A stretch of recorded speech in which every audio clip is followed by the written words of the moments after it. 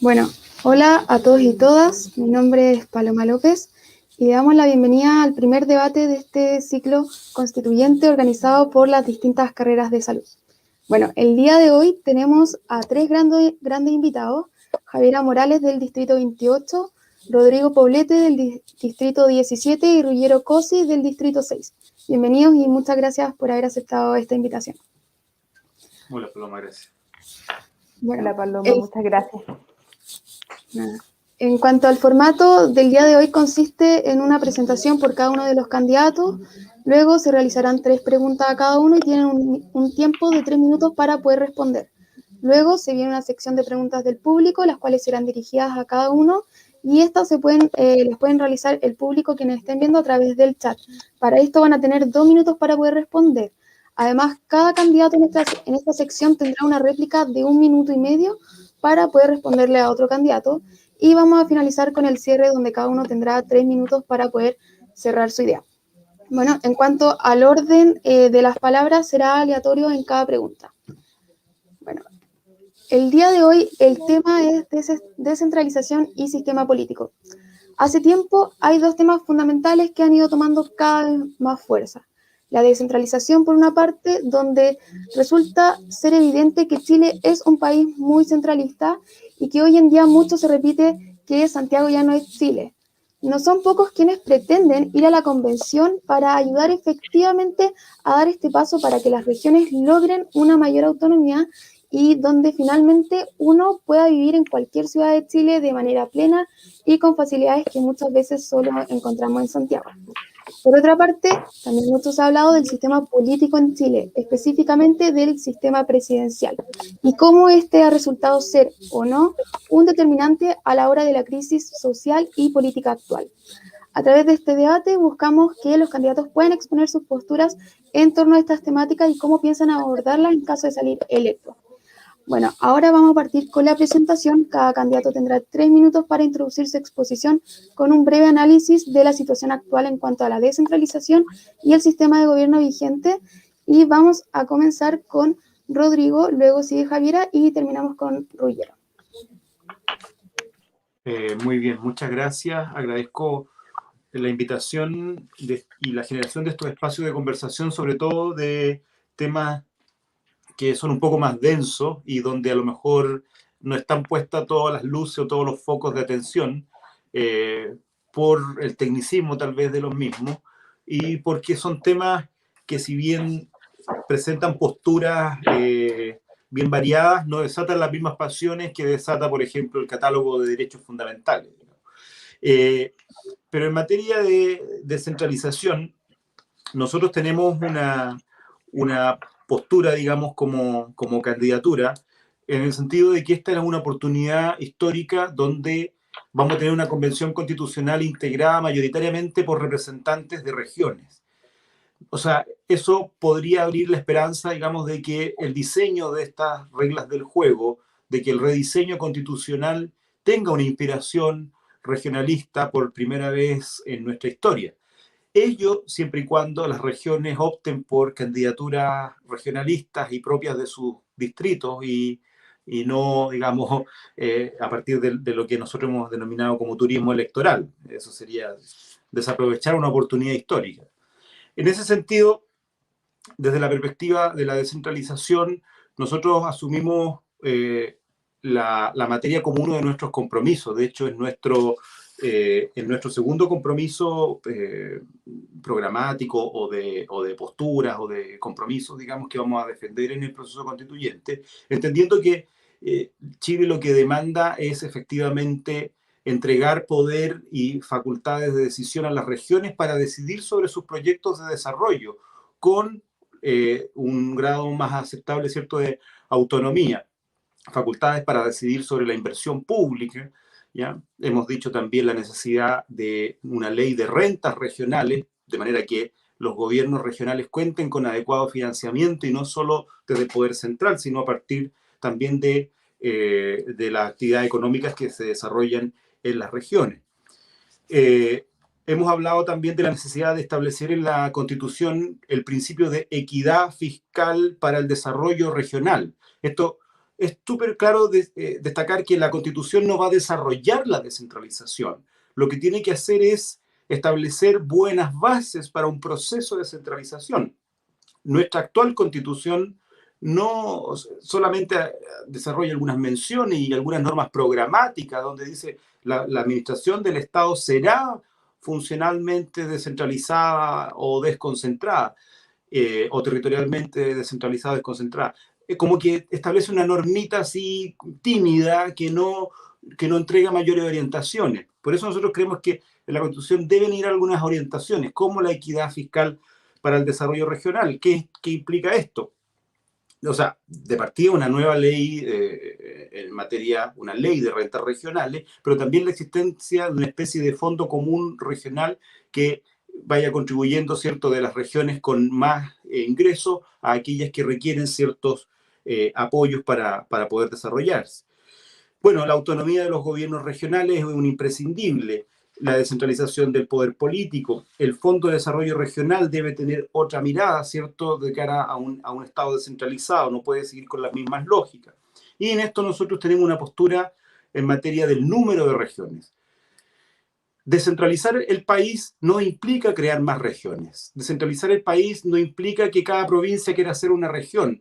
Es una política poco sustentable. La idea es que el país, las regiones que cree, ¿cierto?, puedan sustentarse por sí mismas, y para eso la lógica de la provincialización no colabora. Yo diría, eso sería como en descentralización nuestro énfasis, digamos. Lo demás lo podemos querer en las preguntas.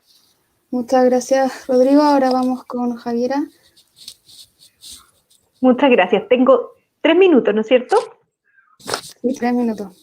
Sí, ya, muchas gracias. Bueno, primero agradecerle por la invitación, agradecerle por este esfuerzo descentralizador que ya mostraron ustedes al haber invitado a 3 candidatos fuera de la región metropolitana, así que muy grata de estar en este debate junto a ustedes. Miren, primero, quiero coincidir en algo con Rodrigo. Efectivamente, cuando uno habla cuando uno se encuentra en un debate constitucional como en el que estamos hoy día, lo más sexy es la parte dogmática, este listado de derechos, y lo sexy es esta otra parte orgánica, pero la verdad es que la parte orgánica o la distribución de poder, ¿no es cierto?, del poder en nuestro país es lo que hace realidad la parte dogmática. O sea, si queremos avanzar hacia un Estado social y democrático de derecho, requerimos que nuestra organización del Estado y cómo repartimos el poder permita que el Estado pueda cumplir con esa función de garantizar ese piso mínimo de dignidad a todas las personas en nuestro país. Entonces, los felicito por el tema también, y además por escoger estos 2 temas, porque estos 2 temas tienen algo en común. Muchas veces uno los ve por separado, ¿no es cierto? Descentralización por un lado y el sistema político por el otro, pero yo, bajo mi punto de vista, creo que estos 2 temas tienen muchas coincidencias. Lo primero es que desde nuestra candidatura y en la lista por la que formo parte, yo voy de independiente en la lista Pro Dignidad, consideramos que el proceso constituyente es una oportunidad única para repartir el poder en nuestro país, que hoy día se encuentra muy concentrado. Y cuando hablamos de esto, no solo estamos hablando de eslóganes, sino que miremos cómo repartimos el poder en estos 2 temas. Desde el punto de vista del sistema político, nuestro país está concentrado el poder en la figura del presidente o del presidente de la República. Y desde el punto de vista de la organización vertical que se llama el poder, nuestro país está centralizado, ya que las decisiones se toman sobre todo en el centro del país y en las manos de esta figura. ¿Cuál es la propuesta en esta materia? La propuesta es avanzar hacia una nueva forma de repartir el poder. ¿Cómo? Desde el punto de vista horizontal, ¿no es cierto?, equilibrar los poderes entre el presidente y el Congreso de la República, y además incluir un tercer actor que hoy día no aparece, que es la ciudadanía. ¿Cómo? Mediante mecanismos de participación ciudadana. Desde el punto de vista de la verticalidad, ¿no es cierto?, descentralizar, generando, descentralizar no solo administrativamente, como mal se hace en nuestro país hoy día, sino que también desde un punto de vista fiscal y político, para que los gobiernos regionales y comunales se transformen en verdaderos gobiernos. Hoy día son meros administradores, y para eso tenemos que transferir competencias desde el centro hacia las periferias, y además replicar lo que decíamos antes, que no solo se concentra en la figura de alcalde o alcaldesa y el consejo, sino que también incluir ahí la participación ciudadana con este tercer elemento de la ciudadanía. Eso. Muchas gracias, Javiera. Bueno, ahora terminamos la presentación con Ruggiero. Bueno, al igual que el resto de los candidatos, quiero agradecer a las organizadoras y organizadores de esta discusión, de esta conversación. En lo personal me trae buenos recuerdos. Yo estudié también en la Universidad Católica, siendo de Valparaíso, como muchos, me fui a estudiar a Santiago, pero aquí estamos de vuelta, así que les mando un saludo a todos los que nos están escuchando hoy día desde Villa Alemana, que es una de las comunas más relevantes dentro del Distrito 6, que es el que aspiro a representar. Como a modo de introducción y para abrir los fuegos también, quiero primero recalcar algunas cosas como conceptuales, cosas en las que yo creo que hay harto consenso y algunas cosas que me parece importante poner arriba de la mesa. Lo primero es que efectivamente cuando hablamos de descentralización estamos hablando de cómo se distribuye y ejerce el poder del Estado en los territorios del país, ¿ya? Y nosotros tenemos un país de características geográficas bien especiales, ¿ah? Y por lo tanto la distribución de ese poder no ha sido tan fácil. Se ha tendido a concentrar todo en Santiago, como todos ustedes saben. Yo el tema de la descentralización me gusta integrarlo como una parte importantísima dentro de lo que es la modernización del Estado, ¿ya? Yo lo que veo, mi diagnóstico es que en Chile el mercado y la sociedad civil avanza rápido, se adapta a los cambios, y en cambio tenemos un Estado burocrático, ineficiente, que no llega a tiempo y que sigue con lógicas que son digamos, del siglo XX, en circunstancias que tenemos que mirar hacia el siglo XXI. Dentro de la modernización del Estado hay varias cosas que son transversales a la descentralización. Por ejemplo, primero, separar lo que es el gobierno de la administración, ¿ya? Por un lado, la gestión política, por un lado, profesionalizar todo lo que es la administración y técnica del Estado.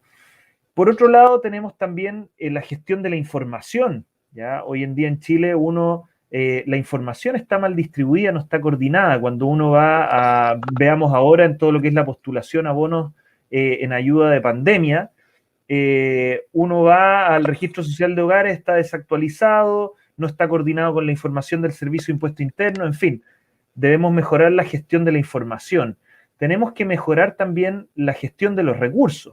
Cuando hablamos de descentralización, lamentablemente las municipalidades y los gobiernos regionales y provinciales muchas veces se transforman en cajas pagadoras de favores políticos, ¿ya?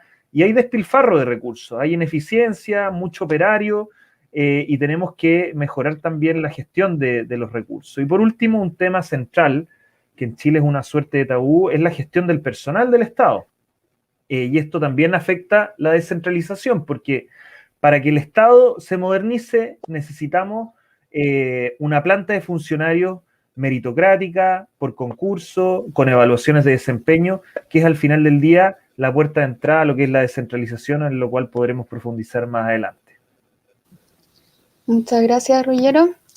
Bueno, uno de los temas fundamentales que se dará en el debate constitucional, como bien dije, será la descentralización. Una motivación importante no solo para los candidatos, sino para todas las personas que viven en las distintas regiones a lo largo de todo Chile, es que un porcentaje bastante alto de estas decisiones, como lo es la inversión, recaen en la región metropolitana.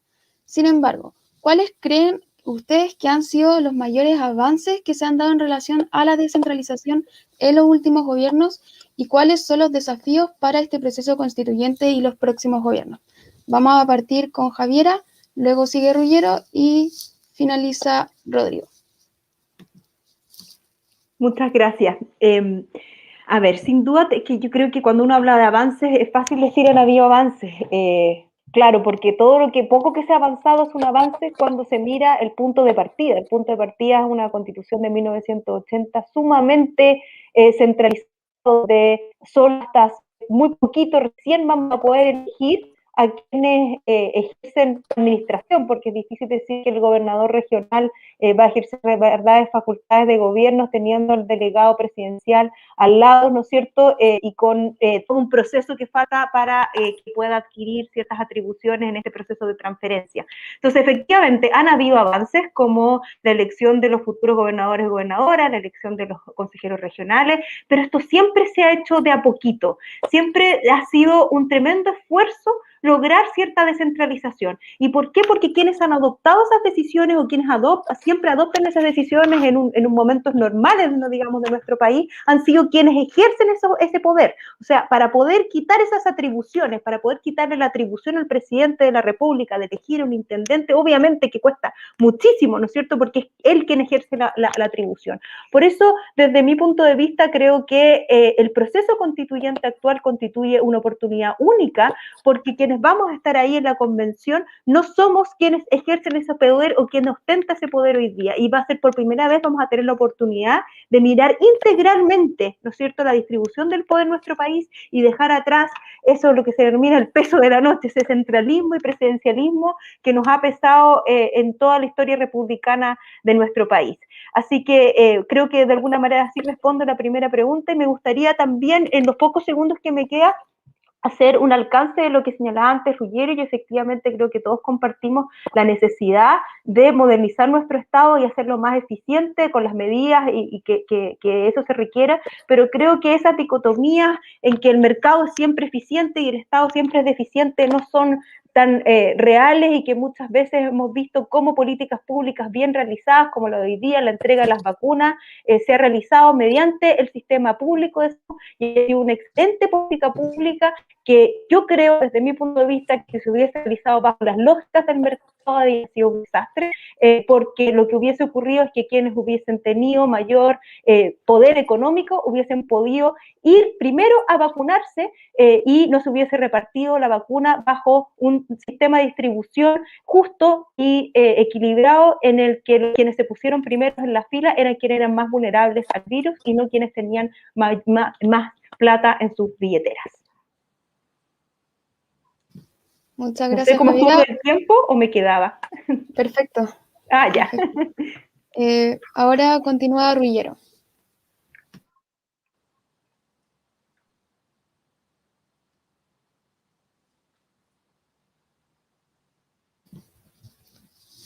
No sé si nos escucha Ruggiero. Quizás se quedó pegado.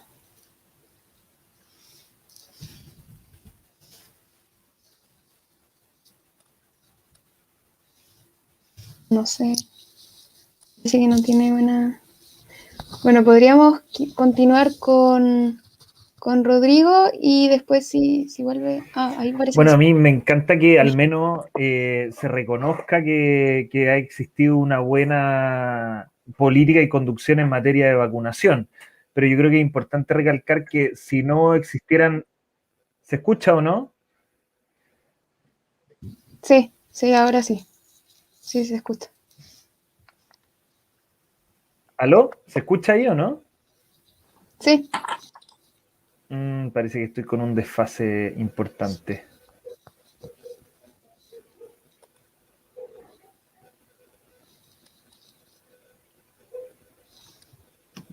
Sí.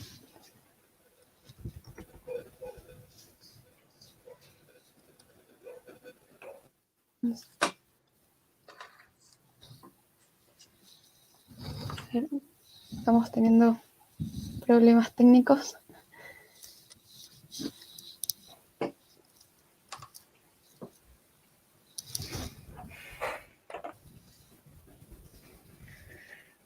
Bueno, voy a darle nomás con mi parte. Solamente quería decir que importante, que bueno reconocer que el proceso de vacunación ha sido efectivo. Si tenemos un proceso de vacunación es porque alguien inventó la vacuna, y ese ha sido precisamente empresas farmacéuticas que con lógicas de mercado y de innovación han podido desarrollar estas vacunas. Entonces es importante ponerlo arriba de la mesa.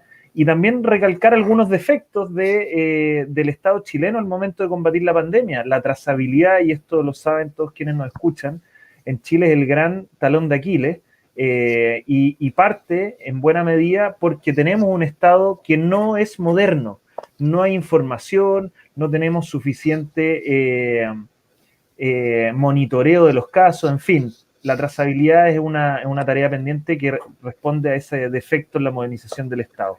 Pero yo lo que quiero decir al responder la pregunta que se nos plantea es recalcar de que sí han existido avances. La descentralización no es algo rápido. En Francia ha demorado más de 40 años, y por lo tanto tenemos que tratar de ir haciendo avances progresivos. Yo quiero recalcar primero hitos fundamentales, como que en los años se pasó de tener alcaldes que eran designados a tener alcaldes electos democráticamente. Luego, el 2005, se permitió que a través de leyes orgánicas constitucionales se creen regiones. Eso posibilitó crear la región de Arica y Parinacota, del Ñuble, de los Ríos. Son algunos avances relevantes. El 2009, la elección de los consejeros regionales. Y un hito fundamental, el 2014, la Comisión Asesora Presidencial, que puso arriba de la mesa un montón de propuestas que yo creo que hay que tomarlas, y aquí no hay que inventar la rueda, y ojalá que en el proceso constituyente todos los constituyentes que resulten electos lean ese documento, que contiene un gran análisis de hacia dónde avanzar como hoja de ruta en descentralización. Y sí tenemos también el último avance, la elección de gobernadores regionales. Es una reforma que quedó mal hecha, hay consenso en aquella materia, pero tiene algunas cosas interesantes como el voto programático, o sea, que elijamos un candidato que a la vez inscribe su programa de gobierno para la región. Me parece algo interesante explorar, y quiero recalcar ciertos retrocesos, ¿ya? Porque la verdad es que es fácil hablar de descentralización, pero tenemos un gran retroceso en materia de descentralización con lo que sucedió en educación pública.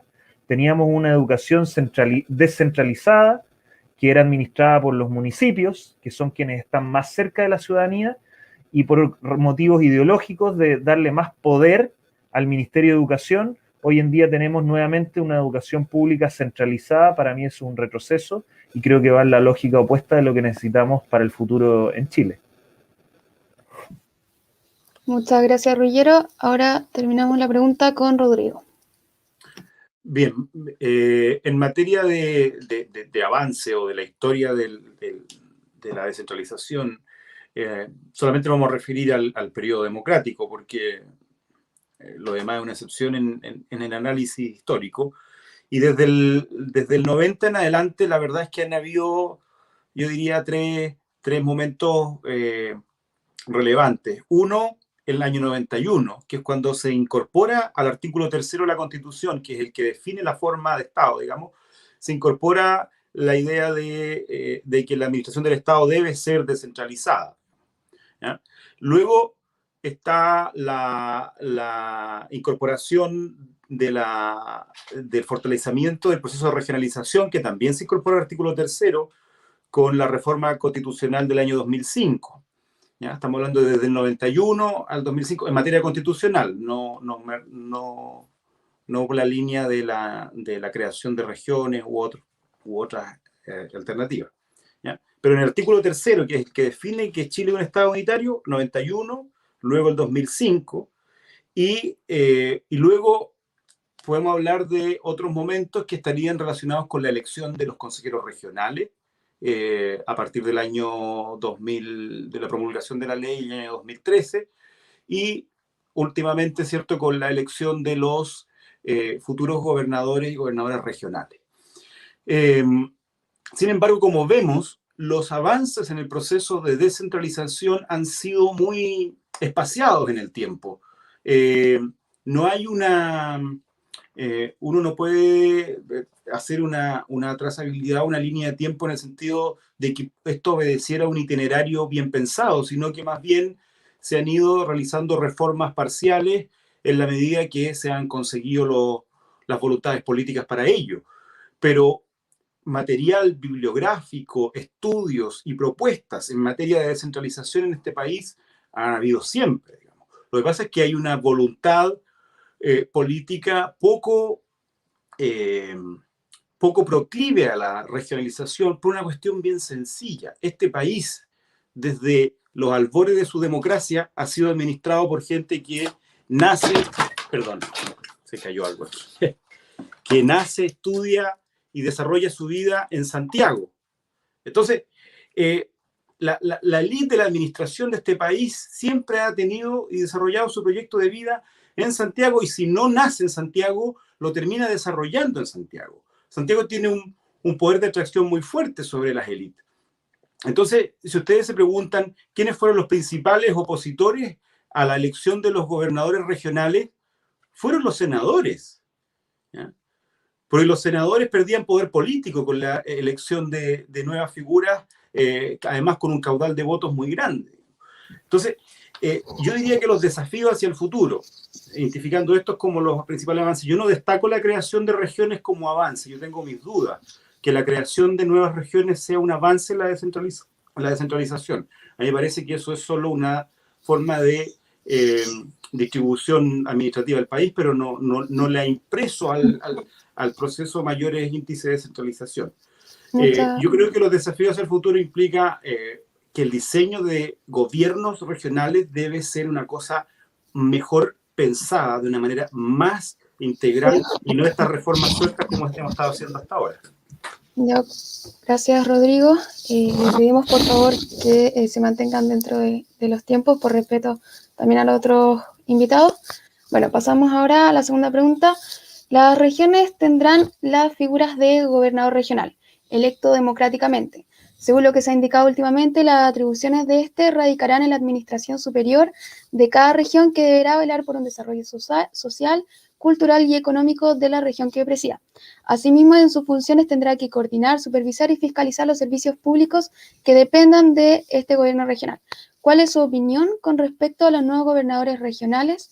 ¿Cuál es el rol que cumplen los gobernadores comunales, ya sea alcaldes, concejales, etcétera?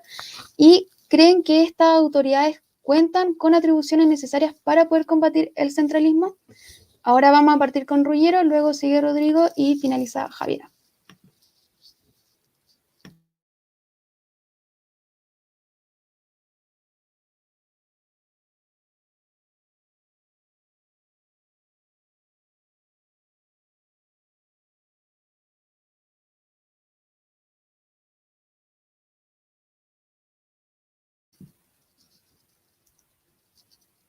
Hay problemas de desfase.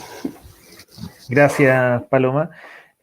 Bueno, yo creo que la última reforma constitucional que introduce la figura de los gobernadores regionales electos democráticamente, junto a otra serie de cambios institucionales, lo que hace, de algún modo, lamentablemente, es una reforma incompleta, porque si bien ahora vamos a poder elegir al gobernador regional por sufragio universal, democrático, este gobernador regional va a tener atribuciones que están incompletas frente a la figura del delegado presidencial, que va a ser designado por el presidente de la República, va a ser una especie de representante del gobierno en las regiones y con facultades de orden público muy fuertes. Y también en todo lo que es el monitoreo y fiscalización de los servicios públicos. Entonces, ¿qué es lo que uno puede adelantar? De que van a haber conflictos de competencia entre el gobernador regional y el delegado presidencial. En las emergencias creo que es cuando va a crujir esta nueva institucionalidad, porque o bien ambos representantes van a competir, o ninguno va a hacer nada frente a las emergencias, pues ambos comparten algunas atribuciones al respecto. Y al final del día, el gobernador regional, junto al consejo regional, van a enfocarse básicamente en planificaciones estratégicas y repartir fondos concursables y tratar de fomentar actividades productivas. Entonces, creo que ahí hay mucho que se puede corregir en la nueva Constitución. Este es un aspecto que vamos a tener que revisar sin lugar a dudas. Muchas gracias, Ruggiero. Ahora va Rodrigo. Bueno, efectivamente, van a haber problemas de convivencia entre estas autoridades, el gobernador y el delegado presidencial. Además, la figura del delegado presidencial regional se incorporó contra la recomendación de la Comisión Asesora Presidencial para la Descentralización, que unánimemente recomendó no crear esa figura a nivel regional, sino que crearla a nivel provincial, para efectivamente evitar este choque de trenes, ¿ya?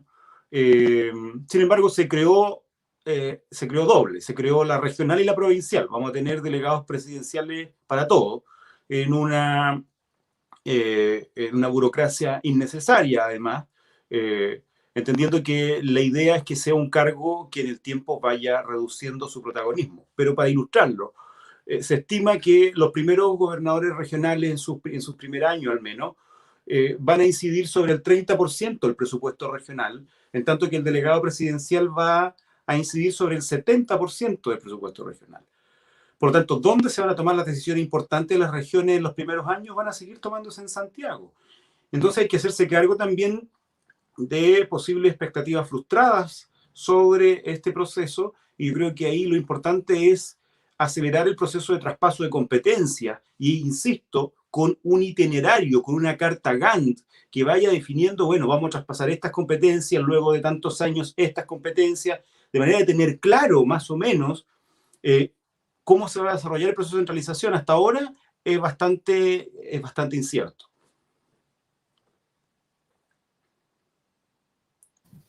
Bien, muchas gracias, Rodrigo. Ahora finalizamos con Javiera. Muchas gracias. Yo creo que acá, al parecer, los tres coincidimos en el mismo diagnóstico, en que efectivamente la figura del gobernador o gobernadora regional sentado junto al delegado presidencial no era la mejor opción técnica ni tampoco política, porque vas a tener efectivamente lo que señalaban antes, dos órganos más bien, dos autoridades a cargo, lo que significa o choque de competencias o que ninguno se hace responsable por en caso en que alguna atribución no se ejerza o se ejerza de mala manera. Por eso creo que en esto compartimos el diagnóstico. Acá, al menos desde mi punto de vista, lo que se puede hacer en el proceso constituyente es eliminar la figura del delegado presidencial en la región y dejarlo a nivel de las provincias, que es como señalaban lo que señalaron básicamente la comisión, era la idea de la comisión. Y en esto también creo que hay que avanzar en cuanto a las atribuciones de estos órganos, y en eso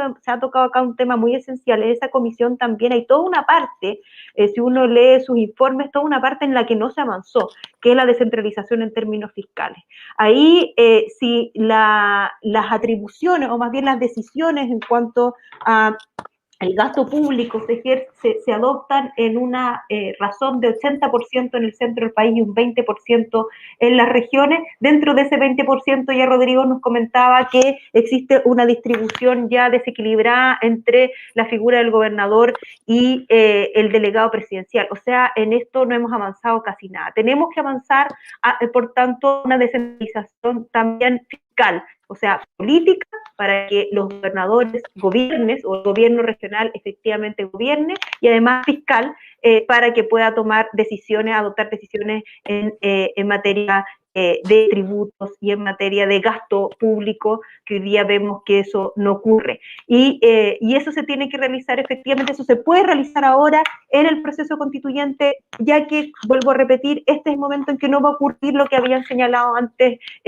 Rodrigo, y que es que quien tome las decisiones es quien no quiere soltarlas de alguna manera. Ahora nos encontramos en un escenario en que eso va a ser posible, porque efectivamente cuando los senadores tomaban estas decisiones, estaban tomando decisiones sobre una figura que va a tener una representación igual territorial, ¿no es cierto? De alguna manera un senador va a ser muy similar a un gobernador o gobernadora regional por una figura representativa de la región. Y hoy día el proceso constituyente se abre como una oportunidad para poder mirar esto por primera vez desde un punto de vista orgánico, sin ese conflicto de interés más bien, y poder organizarla de manera tal que se entreguen las atribuciones a los gobiernos regionales para que puedan gobernar. Y en esto quiero reiterar que además hay que incluir mecanismos de participación ciudadana para que no caigamos en la exclusiva democracia representativa que tenemos hoy día a lo largo de nuestra orgánica constitucional. Muchas gracias.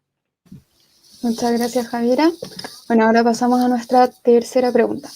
Hemos visto hace ya un tiempo cómo el régimen presidencialista se ha puesto en tela de juicio, criticando al régimen actual como uno de los culpables de las grandes crisis políticas y sociales por las cuales hemos estado atravesando hace un tiempo, tomando mayor fuerza desde el 18 de octubre en adelante y a las cuales no han sabido dar una respuesta.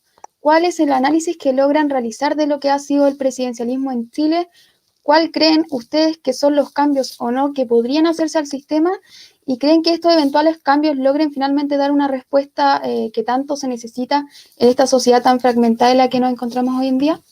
Y ahora vamos a partir con Rodrigo, luego continúa Javiera y finaliza Ruggiero. Bueno, muchas gracias. En materia del régimen de gobierno, yo creo que hay un análisis cada vez más aceptado, que no es reciente. Las propuestas en materia de régimen de gobierno las podemos encontrar desde el 88, 89 para adelante.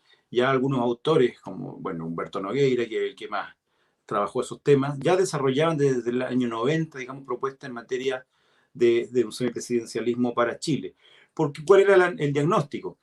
Bueno, el sistema político no puede descansar sencillamente sobre las virtudes o defectos de una sola persona. En definitiva, el presidencialismo nos lleva a eso. El sistema político completo marcha al compás del jefe de Estado, de gobierno y la administración, que es una sola persona, el presidente de la República, que en una elección directa, ¿cierto?, obtiene, ¿cierto?, el gobierno en una elección, en un ejercicio suma cero, donde el que obtiene un voto más se lleva todo el gobierno, sin posibilidad de representar en el gobierno la diversidad política del país, que está representada en el Congreso. El problema es que en nuestro sistema no hay colaboración de poderes porque lo que opera es una separación más bien de poderes. Y lo que tenemos es un presidente que, además de ser jefe de Estado, gobierno y la administración, es el órgano colegislador más importante.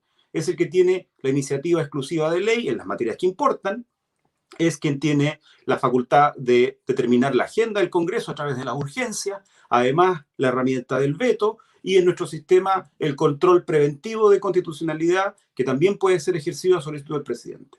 Entonces tenemos un superactor político que al menos desde el punto de vista de las normas constitucionales, del diseño constitucional, cuenta con los poderes en materia comparada, ¿cierto?, más amplios en materia constitucional de los regímenes presidenciales que se conocen. Este es clasificado como un régimen presidencialista puro dentro de las clasificaciones que uno puede conocer. O sea, es el más presidencialista de los que conocemos, al menos desde el punto de vista del diseño.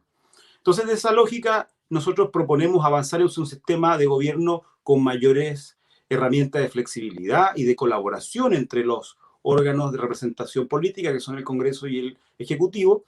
Y en esto miramos con mucha atención la fórmula semipresidencial, digamos, que introduce colaboración con el Parlamento. Ahora, esto exige conversaciones más amplias, como por ejemplo, vamos a mantener el régimen bicameral o no, cómo va a conversar ese régimen unicameral o bicameral con un sistema de gobierno más parlamentarizado, ¿ya?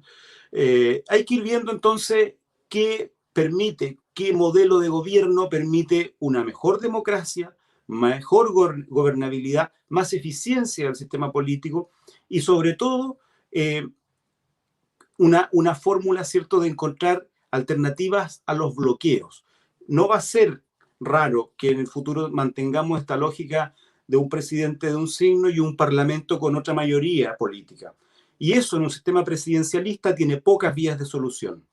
Cuando el Congreso está conformado por una mayoría opositora al gobierno electo en otra elección, con otra base electoral, entonces tenemos pocas vías de escape a la presión política que se ejerce sobre el sistema. Muchas gracias, Rodrigo. Ahora continuamos con Javier. Gracias, Paloma. Mira, en esto yo creo que uno no solo tiene que mirar a la figura presidencial junto al Congreso. Acá son distintas reglas o distintas instituciones las que juegan finalmente en un régimen político y que de alguna manera responden todas a la misma necesidad, que es a entregar gobernabilidad, a que nuestro sistema político sea eficaz. Y cuando digo que sea eficaz es que sea pueda responder a las demandas ciudadanas de una manera eficiente, ¿no es cierto?, que sea sensible a los cambios democráticos de la ciudadanía y de la sociedad. Hoy día vemos que eso no ocurre, que tenemos un sistema político que se encuentra estancado, ¿no es cierto?, que es incapaz de tomar decisiones políticas, y lo vemos día a día. O sea, no hemos podido dar una solución a las grandes demandas de las pensiones, no hemos podido dar solución a las grandes demandas económicas que ha traído la pandemia, y vemos cómo nos estamos enfrascados entre el Tribunal Constitucional, entre las decisiones del presidente de la República. Así que yo creo que en esto hay que mirar varias instituciones. En eso hay un diagnóstico claro, el que señalaba Rodrigo, y este presidencialismo asfixiante, donde el presidente de la República tiene 3 o 4 funciones reunidas en una persona: jefe de Estado, jefe de gobierno, jefe de administración, jefe de la coalición política, etcétera. Pero además tenemos un sistema electoral, ¿no es cierto? Un sistema electoral que lo modificamos desde ser mayoritario ahora a un sistema proporcional. Muchos dicen, bueno, ahí está la solución, cambiemos, volvamos hacia atrás, ¿no es cierto? Hagamos que el Congreso sea de alguna manera menos representativo. La verdad es que yo creo que eso no es posible y que el sistema electoral tiene que mantenerse. Podemos corregirlo, pero tiene que mantenerse con una tendencia a ser más representativo, dado que históricamente nuestro país ha sido un país donde existen muchos partidos. Así que yo creo que ¿qué hay que hacer? Bueno, hay que equilibrar más los poderes entre el presidente o presidente de la República y el Congreso. En cuanto a si el Congreso tiene que ser bicameral o unicameral, yo creo que junto a eso hay que darse otra discusión, porque podríamos quedar con un Congreso bicameral, pero lo que tiene que cambiar es el sistema o el proceso de formación de la ley. El proceso de formación de la ley hoy día es muy burocrático. Se inicia en la Cámara de Origen y después se vuelve a repetir por completo en la Cámara Revisora. Creo que eso, o un Congreso unicameral, o más bien un Congreso bicameral, donde la gran parte de legislativa esté en la Cámara de Representantes o Cámara de Diputados, si la queremos llamar.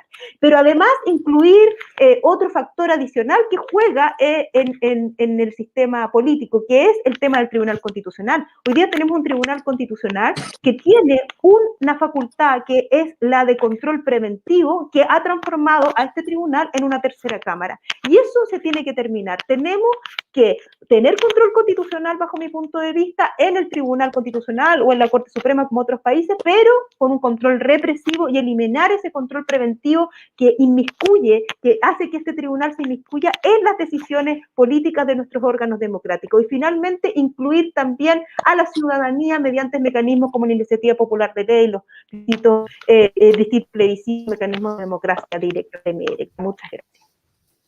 Muchas gracias, Javiera. Ahora vamos con Ruggiero.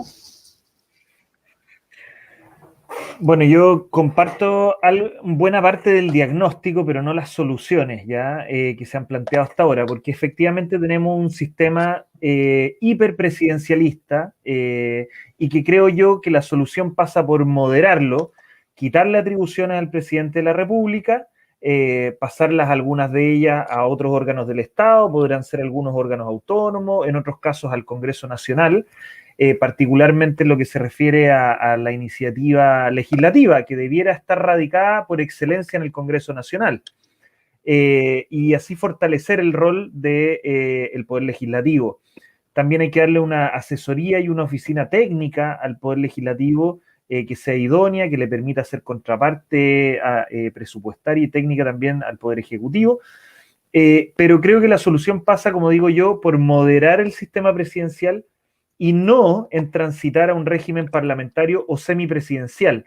Para los que no se están ubicando en la discusión, un régimen parlamentario o también en el semipresidencialismo, el jefe de gobierno deja de ser el presidente de la República que hemos elegido todos democráticamente por sufragio universal y directo. El que gobierna pasa a ser el presidente del partido político con mayoría en el Congreso Nacional. Entonces yo le pregunto a los que nos están escuchando si ustedes se imaginan viable políticamente, frente al descrédito, la falta de confianza, de legitimidad, tanto de los partidos políticos como del Congreso Nacional, transitar hacia un régimen semipresidencial o parlamentario. Yo lo veo como inviable, porque la ciudadanía no confía en los partidos políticos y va a repeler la idea de que les quitemos este gran poder que se llama elecciones presidenciales, definir quién gobierna en Chile. Entonces, transitar a esos dos regímenes, semipresidencial o parlamentario, es quitarle a la ciudadanía un poder, un derecho a elegir a quién gobierna en Chile, que yo creo que sería transferirle además más poder a los partidos y al Congreso, instituciones muy desacreditadas.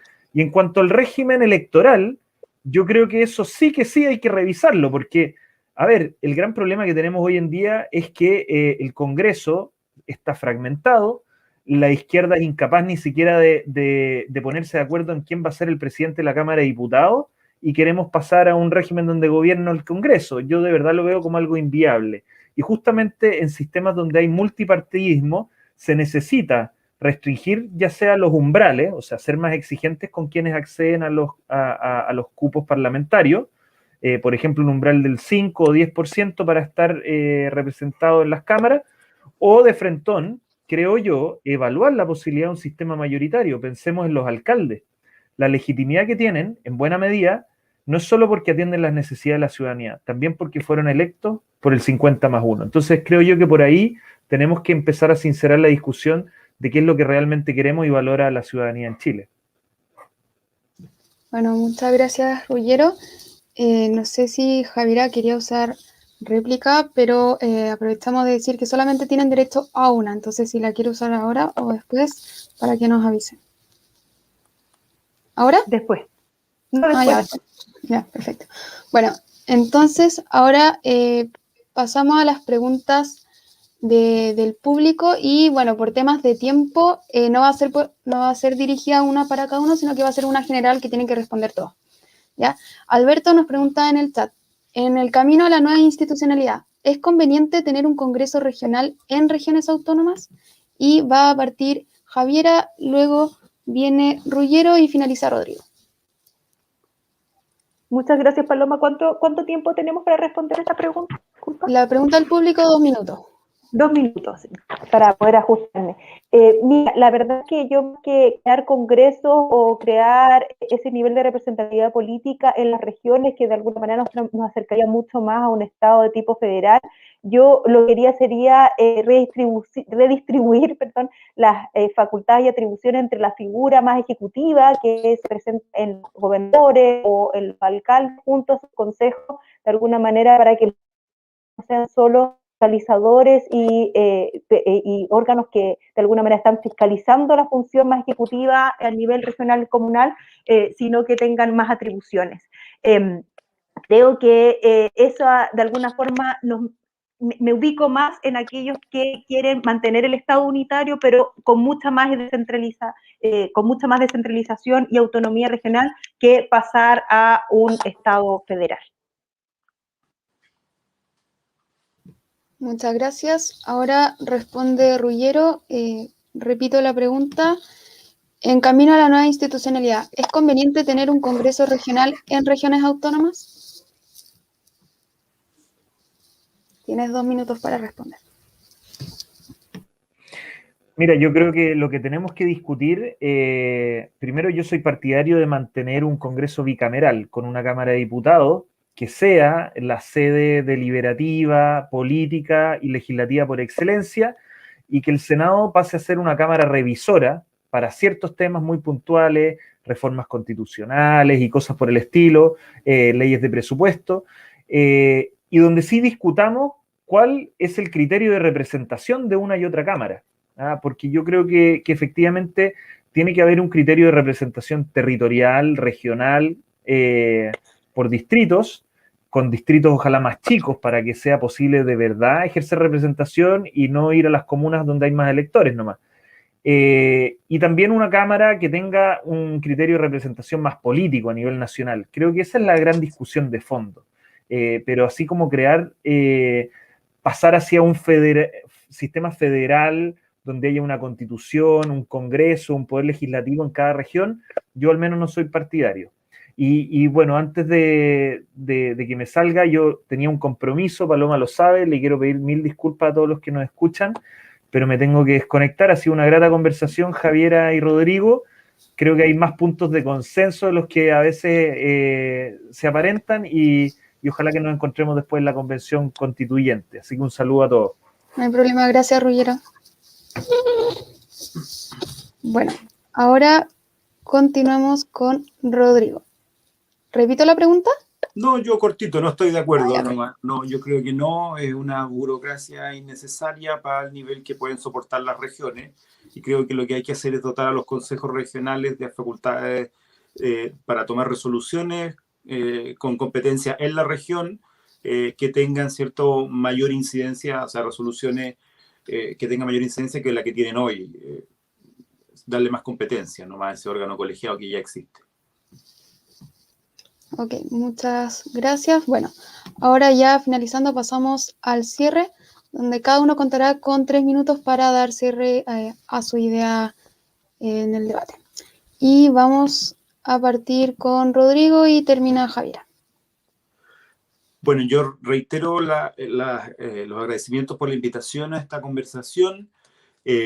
Yo, bueno, tenía ahí una réplica que hacer con lo que planteó Ruggiero respecto del régimen de gobierno. Yo prefiero redondearlo en estos 3 minutos. Las democracias más antiguas del mundo y las que tienen mayores grados de desarrollo democrático y de desarrollo humano son democracias parlamentarias, no presidenciales, digamos. Eso habla de algo, digamos. No quiero hacer comparaciones forzadas ni espurias, pero habla de algo. La calidad del sistema político y en general de los regímenes políticos es mejor en los regímenes más parlamentarizados que en los regímenes presidenciales. De las democracias más antiguas del mundo no son presidenciales tampoco. O son a lo más semipresidenciales o mixtas. Entonces, a mí me parece que lo que tenemos que hacer es, en este rumbo hacia la convención es poner todo nuestro esfuerzo por abrir espacios como este de pedagogía cívica, de manera de acercar estos contenidos que son de repente no muy atractivos para el debate público, porque tienen algo de técnicos, tienen incluso algo de fome para los constitucionalistas, y son pocos los que se dedican a regionalización hay un constitucionalista argentino que se refiere a estos temas como la sala de máquinas del Estado. El Estado tiene una sala de máquinas, que es todo su aparataje, su entramado institucional, y si no nos preocupamos de eso, como decía Javier al inicio, nuestra Carta de Derechos puede quedar muy bonita, muy bien hecha, con las comas y los puntos donde tienen que ir, pero si nuestro Estado no funciona o la toma de decisiones sigue siendo lenta y la respuesta a las demandas ciudadanas sigue siendo lenta y la ciudadanía no siente un cambio en la forma en que se administra el Estado, entonces la Carta de Derechos la vamos a poder enmarcar como un buen recuerdo, pero no va a tener ninguna materialidad ni posibilidades de cambiar la vida de las personas. Muchas gracias, Rodrigo. Ahora vamos con Javiera. Oye, me voy a sentir, eso sí, media como en una situación media inequitativa, porque efectivamente gran parte, voy a usar este cierre de igual forma, Rodrigo, para alguna manera replicar algunas cuestiones que señalaba Ruggiero, pero ya no está, entonces como que estuviésemos en igualdad de armas, pero ya está, va a quedar en YouTube ahí para que lo puedas escuchar el resto. Efectivamente, en esto creo que coincidir con Rodrigo, en que no solo esto se debe, hay que pensar en el régimen político, en que ha sido más eficiente o más exitoso en otros países, sino que también acá hay unas cuestiones de principio. Y yo creo que si vamos a pensar la nueva constitución en base a nuestro sistema político actual, a cómo funcionamos hoy día, no vamos a llegar a ninguna parte. O sea, efectivamente, yo creo que no vamos a llegar a ninguna parte si vamos a pensar con los ojos de lo que ocurre hoy día en Chile del mañana. E incluso si lo hiciéramos ahora, en base al comentario que hizo Ruggiero, claro, si nosotros decidiéramos en dónde vamos a dejar las atribuciones en base a la legitimidad que tienen quienes hoy día ejercen esas funciones, tendríamos que hacer desaparecer al presidente, porque creo que su grado de aprobación hoy día es casi negativo, ¿no es cierto? Entonces, en ese caso, no sé qué tendríamos que hacer con el presidente de la República si usáramos esa lógica. Además, creo que esta idea de disminuir los distritos, ¿no es cierto?, con el objetivo de avanzar hacia un sistema más mayoritario, es básicamente, digámoslo con todas sus palabras y letras, volver al sistema binominal que tanto costó en este país reemplazar. ¿Y por qué? ¿Por qué lo quisimos reemplazar? Porque muchos chilenos y chilenas considerábamos que en un sistema mayoritario, con un sistema de multipartidos como tenemos, había muchas voces que quedaban silenciadas. Y creo que detrás de esa lógica también está la idea de mantener el presidencialismo, porque mantener decisiones en la figura presidencial significa restárselas a los órganos más democráticos y donde hay más debate, como es el Congreso Nacional, como son los espacios de participación ciudadana. El presidente, la presidenta de la República toma decisiones por antonomasia más a escondidas, ¿no es cierto?, más a puertas cerradas. Quienes creemos en la democracia, quienes creemos en participación, creemos que la forma de legitimar nuestro sistema es abriendo las decisiones políticas a la discusión y participación ciudadana y no volver a las viejas recetas que nos han llevado a donde estamos hoy día. Bueno, muchas gracias Javiera, muchas gracias Rodrigo. Y bueno, Ruggiero que se tuvo que ir por un compromiso. Nada, ya damos por finalizado. Así que bueno, damos por finalizado este primer debate del ciclo constituyente. Muchas gracias a todos los que estuvieron escuchando, muchas gracias a los invitados. Esperamos que puedan aprovechar estas instancias que se vienen. El jueves tenemos la de salud, así que estén atentos para que también puedan sumarse ese día. Súper interesante. Paloma, una cosa antes de despedirnos. Que se dijo en el debate, pero quedó así, pasó. Las vacunas en el mundo son financiadas principalmente por los estados. No por, o sea, se desarrollan por farmacéuticas privadas, pero son financiadas por fondos públicos. Por eso las vacunas son de los tratamientos farmacológicos más universales en el mundo, porque hay mucha plata estatal ahí. Hay que democratizar también el conocimiento, sí. Bueno, muchas gracias y ya damos por finalizado esto. Que estén muy bien. Gracias, un gusto. Chao. Chao, chao.